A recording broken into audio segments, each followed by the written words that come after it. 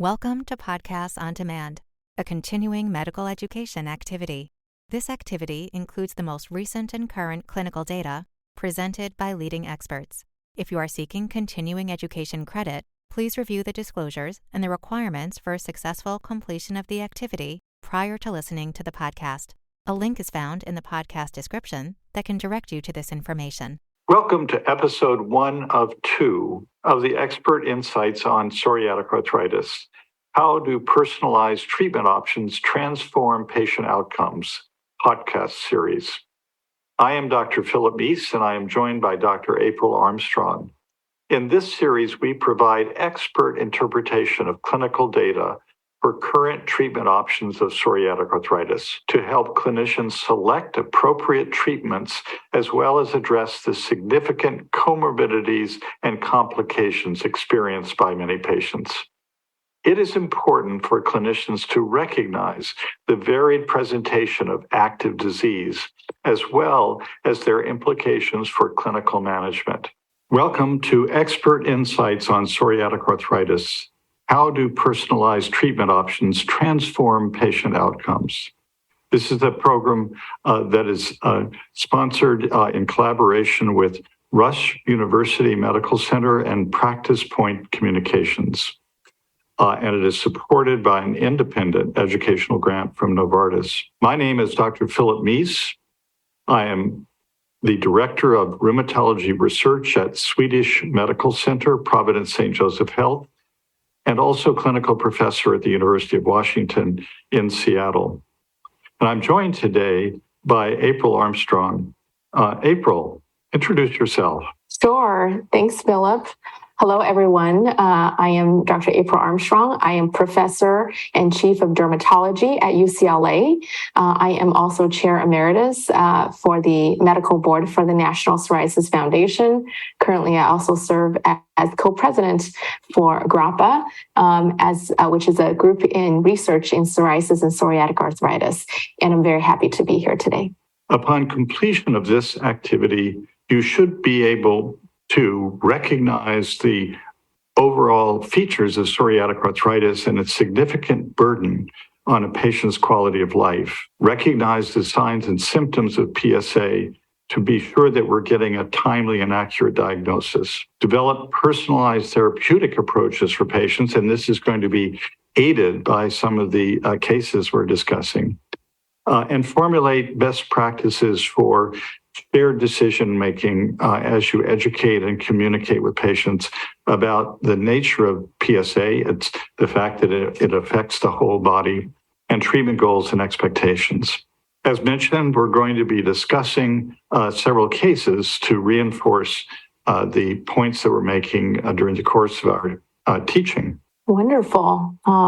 Thank you, Philip, for that wonderful introduction and the review of the objectives.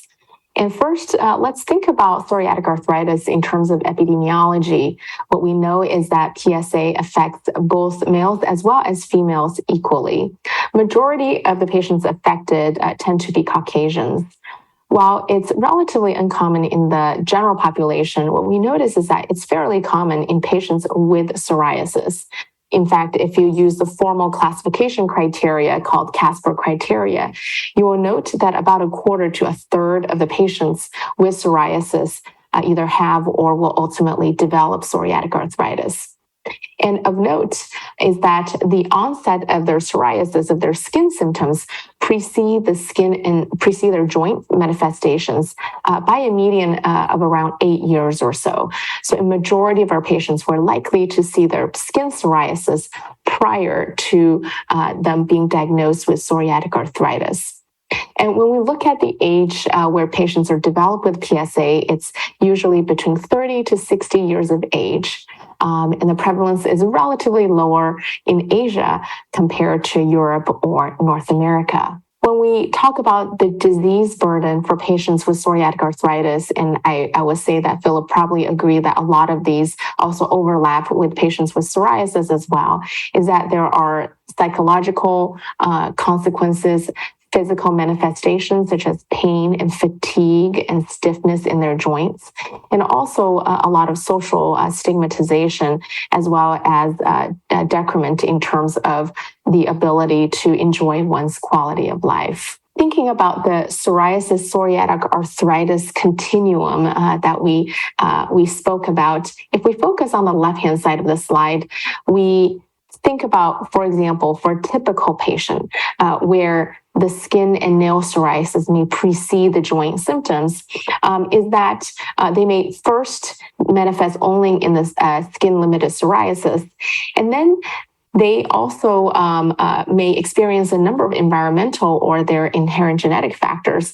So, for example, biomechanical stress on their joints, infections, and then for some patients, if they have a first-degree relative with PsA or carries the HLA-B27 allele, all these additional factors can lead to these patients being potentially more predisposed to develop what's considered preclinical activation phase of PsA.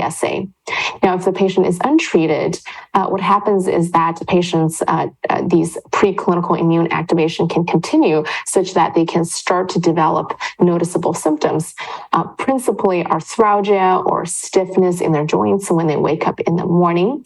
Some patients may also start to experience some synovial enthesial inflammation, but at this early stage, they may not be able to, those may not be symptomatic yet, but you can catch them on imaging. And if we look at to the right-hand side, all the way to the right is where patients manifest clinically with clinically apparent disease, and where it can be classified, for example, by the Casper criteria as having PsA. So essentially, this tells us that from diagnosis of psoriasis to diagnosis of PsA, this is actually a continuum. It's not that one day that PsA starts, but rather there are different phases: preclinical manifestation, prodromal manifestation, stages where we want to be especially aware of. And there are potentially evidence and lines of studies that show that intervention, possibly even in earlier stages, could be very helpful with regards to patient outcomes. Okay, we touched a little bit upon the risk factors for patients developing PsA in patients with psoriasis. We talked about family history. This is actually very important. So I asked my psoriasis patients about their family history of PsA.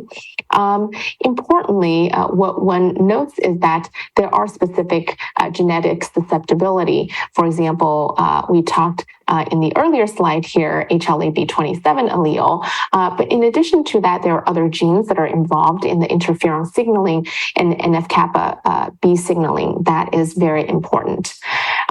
Finally, when we talk about risk factors for exacerbation of PsA, this may include obesity, hyperlipidemia, and there can be a number of other comorbidities that are associated, including depression, uveitis, thyroid disease, and so forth. Sometimes nail dystrophy is a good indicator of risk factor for PsA because nail dystrophy can be an early sign that inflammation is involving the synovial joint, synovial space that also is in close proximity to the nail matrix. Now, there are several proposed pathogenic pathways that are activated in different subtypes of psoriatic arthritis. And I think as a field, we're still learning to elucidate these pathways. Is often considered to be a complex interplay between the genetic predisposition and the environmental influences. Now, if we look on the right-hand side, we see this diagram with a number of different phenotypes that's listed here. And I'll have you focus on the green circle that's in the middle. And so you may see patients with a synovial predominant subtype. And what you'll see in that is a number of different genetic alleles that tend to be associated with that.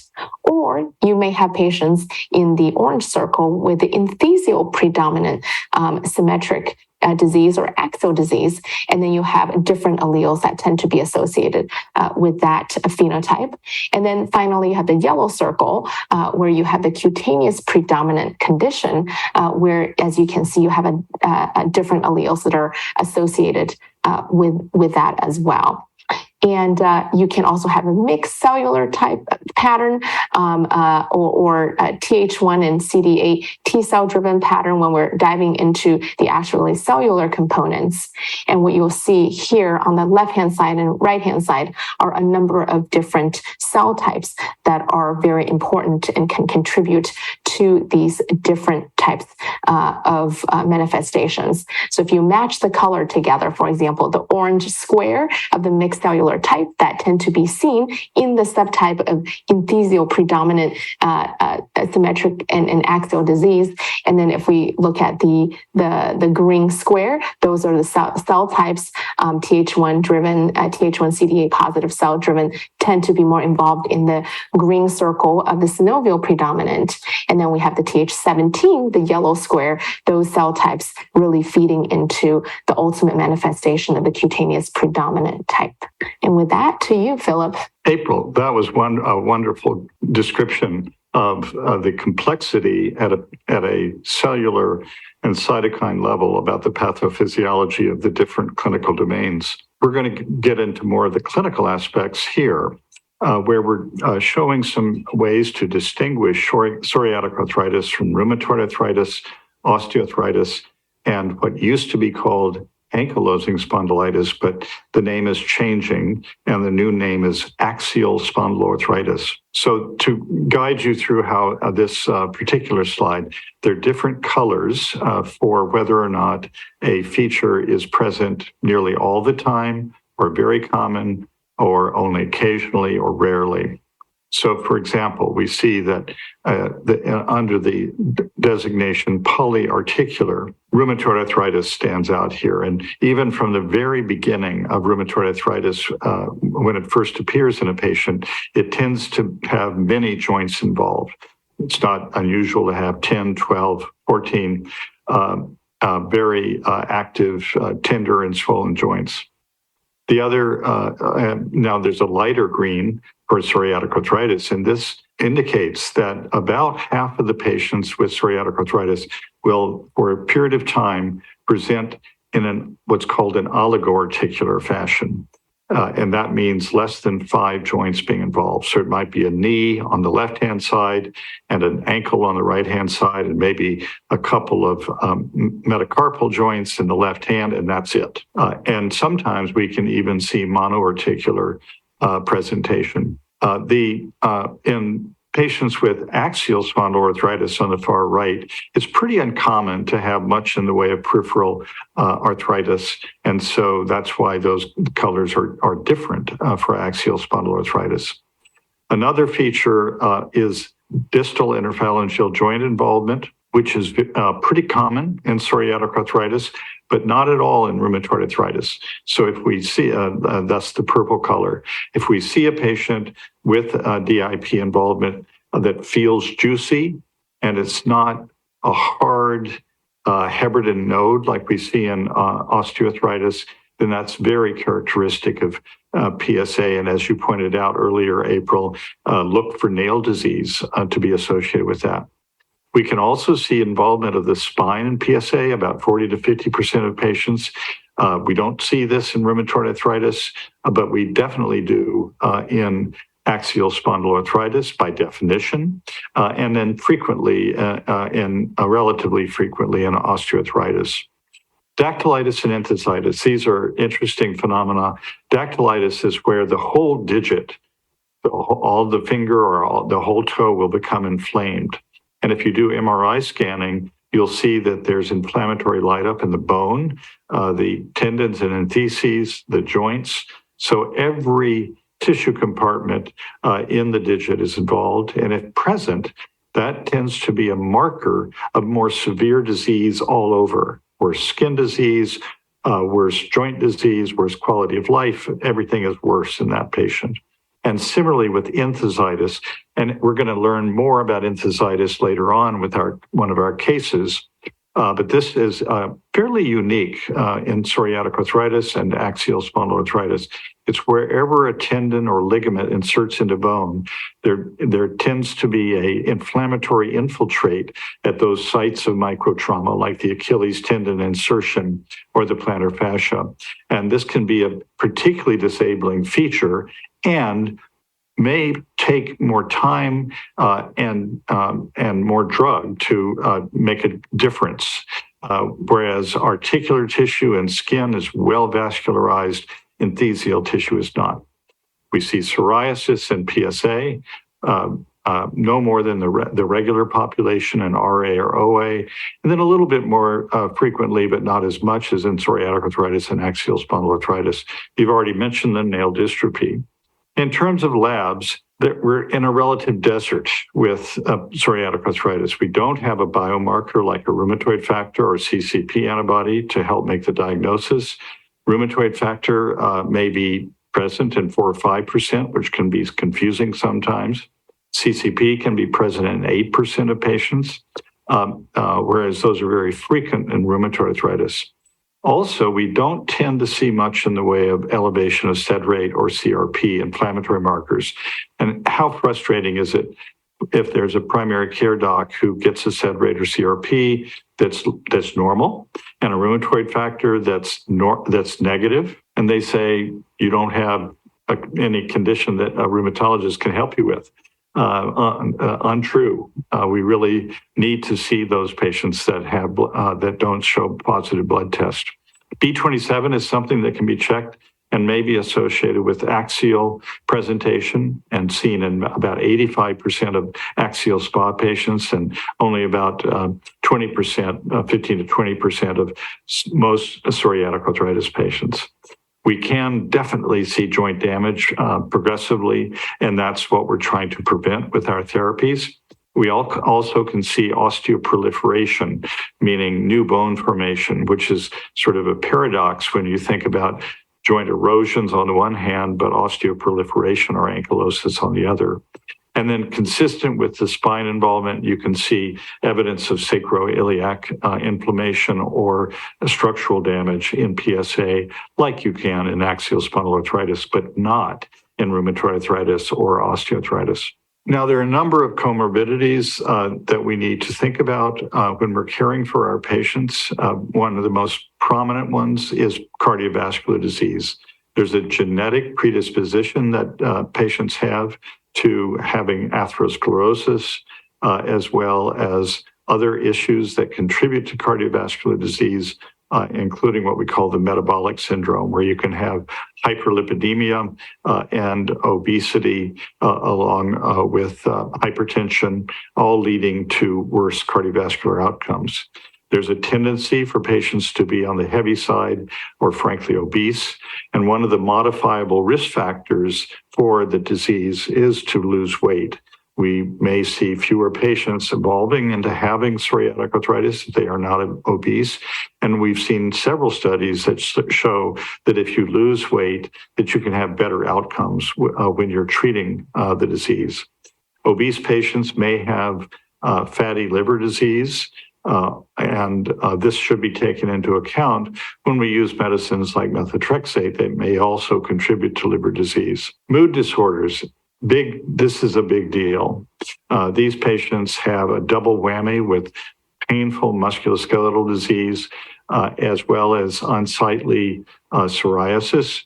And so they have a high rate of depression and potentially suicidal ideation. And so that's something that should be addressed directly.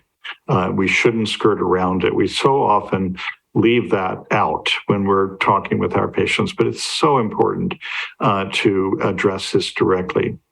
There may be a slight increased risk for various infections as listed here, as well as malignancy, and osteoporosis can be seen more frequently. And as in any other rheumatic condition, we can see fibromyalgia concomitantly with the psoriatic arthritis. So typically in most studies, we see fibromyalgia in somewhere between 15 to 20% of patients with PsA, axSpA, rheumatoid arthritis, lupus. And another phrase that we use for this is central sensitization. And I will sometimes use that phrase with the patient if I feel that the dreaded F word is causing a stigma for them, and which it may. And so we end up talking about the neurobiology of central sensitization, the uptick of nociceptive neuropeptides that can occur when you have a chronic pain or chronic inflammatory condition. And this needs to be dealt with in parallel with treating their immunologic condition. Wonderful. So speaking of comorbidities that Dr. Mease very nicely presented, we are going to transition from that to talking about some of the GRAPPA treatment recommendations. And then you will notice that it also incorporates comorbidities for that. So the Group for Research in Psoriasis, in Assessment of Psoriasis and Psoriatic Arthritis, is a research organization where Dr. Mease and I are both very intimately involved in. And one of our goals for this research nonprofit organization is to develop treatment recommendations that can be very helpful and evidence-based for our clinicians. And these treatment recommendations are oftentimes widely cited in the literature and used by different authorities. So a few things. We talk about, when we create these treatment recommendations, the goal is to really achieve the lowest possible disease activity, meaning that to really reduce disease activity in all of the different domains of disease. And when we think about psoriatic disease and specifically psoriatic arthritis, there can be various different domains. And by domains, I mean different manifestations of the disease, whether it's enthesitis, dactylitis, peripheral arthritis, and so forth. And if we look at on the right-hand side, what you see is that we want the choice of therapy that can address as many of those domains as possible. So that if you have a patient, for example, who have both peripheral disease and axial disease, you want to choose a therapy that addresses both of those. And additionally, we want to account for certain comorbidities that they may have. So we may want to tweak the initial choices based on the other medical conditions that they may have. And then finally, the guidelines allow for reevaluation and readjustment of the therapy as needed as we see response in our patients. Thank you for listening to this episode of Expert Insights on PsA. How do personalized treatment options transform patient outcomes? We hope you found this podcast useful and educational. To receive continuing education credit and to download your printable certificate, please go to the activity page at practice.cme.com to complete the post-test and evaluation to receive continuing education credit.